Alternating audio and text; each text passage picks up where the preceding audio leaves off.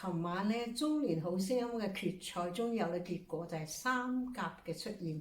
我認為全部好符合我嘅心水，行到三強已經係好大嘅肯定啦。而且今後會有好多嘅機會等住佢哋。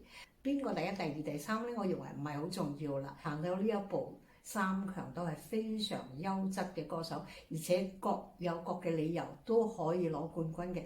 所以我哋唔好計較邊個第一、第二、第三。咁我今日就主要分析下，從整體嚟講，佢哋三個各自嘅優勢喺邊度，邊啲係天生嘅，邊啲係後天嘅，同埋今後仲有咩潛力。我從我一個職業嘅角度去分析一下佢哋各自嘅優勢。首先係黃渤咧，自從我聽到佢兩首比賽歌以後咧，我就出咗一個點評，叫做我心目中嘅冠軍人選。咁點解呢？因為佢嘅聲線，我講嘅係天生嘅聲線，係非常高質量嘅。佢又圓又厚，仲有晶瑩透亮嗰種質地，即係有晶瑩透亮嗰種光澤喺度。等於我哋一個人嘅皮膚，如果佢本身有光澤嘅咧，係佢生出嚟嘅質素。所以咧，呢種係好值錢嘅生出嚟嘅光澤，同你後天用護膚品啦、用化妝品去填補啊、去補救係唔一樣嘅。天生麗質首先係值錢嘅。咁啊，黃渤咧，佢把聲真係好有晶瑩透亮，好有晶瑩透亮嘅金屬感。我喺好多集嘅點評度都攞咗佢嚟做範例。咁啊，黃渤係真係一把靚聲嚟嘅。咁呢一樣優勢咧，喺呢一次比賽中咧，佢係最突出嘅。咁再加上佢唱歌嘅經驗，佢對聲音嘅駕馭能力，即係唱功啦。我哋成日講嘅唱功其實係後天嘅技術嚟嘅，你經過好多嘅練習，點樣駕馭你把聲，呢個就叫做唱功啦。咁啊，黃渤咧，佢對聲音嘅駕馭力係好強嘅，佢知道咩時候用幾大，咩時候用幾細，細緻到語氣，大到爆發段，佢都可以控制到把聲做得正確發揮啦。當然每一期我哋點評每一首歌時咧，都會指出佢細節上一啲唔夠嘅地方，或者做過火嘅地方，但係唔影響佢整體上佢係一個好優質嘅歌手。喺我嘅教唱生涯中咧，好多人問我究竟聲音重要定感情重要？我話當然聲音係首要條件，因為唱歌嘛，我哋唔係講故事，又唔係演講比賽。如果你淨係感情好，你把聲唔掂，咁你去講故事啦。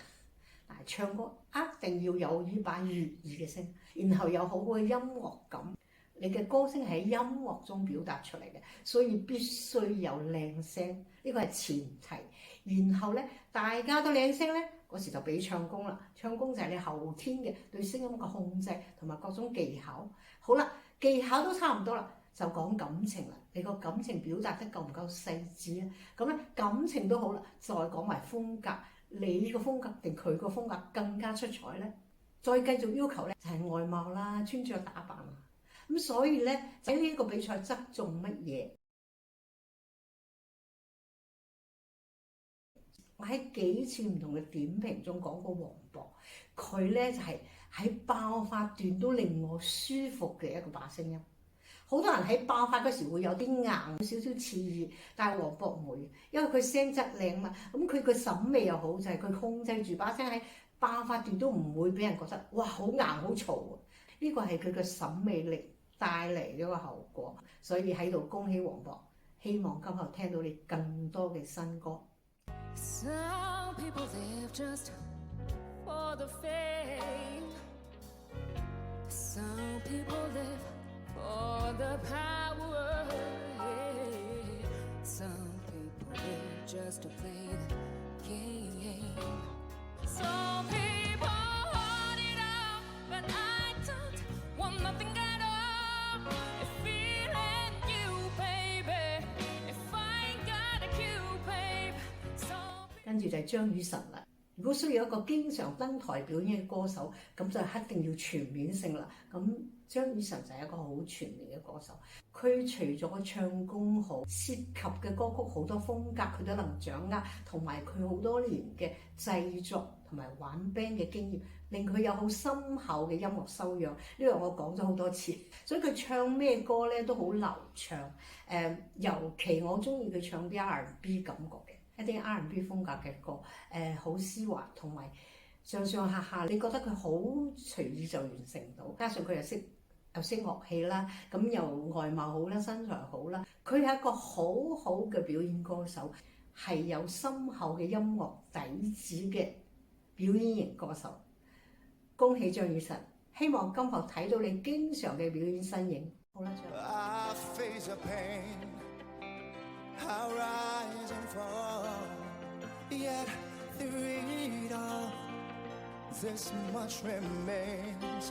I was one moment in time when I'm more than I thought I could be. When all of my dreams are a heartbeat away. 我就覺得劉洋，其實劉洋咧，我一直係讚佢把聲嘅，即係我對劉洋嘅評價係一個行走住嘅音箱，佢成個頭腔、鼻腔、喉腔到佢嘅胸腔係一個音箱嘅感覺。佢講嘢好，唱歌又好，係好濃嘅一種共鳴。呢啲係天生嘅，即係男聲中佢種厚度係好少有嘅，好厚重。開始嗰幾場可能覺得好衝動、好粗魯，但係慢慢咧，你又睇到佢可以幼細同絲滑喎。佢音準嘅穩定度咧就唔夠張雨晨同阿黃渤好，但係當佢做得好嗰時係好出彩，即係佢幼細得嚟又好幼細，佢爆發嗰時係好滿足嘅，佢聲音震動頻率好密集、好有力咁挺進，呢一樣係佢得天獨厚嘅。咁所以咧，佢喺幼細方面同埋穩定方面咧，繼續加強，佢以後都係一把不可取代嘅歌聲。喺度我都祝賀劉洋，希望今後聽到你又柔情又硬漢嘅啲歌聲。讓我眼神沒有焦點，淚水模糊我的視線。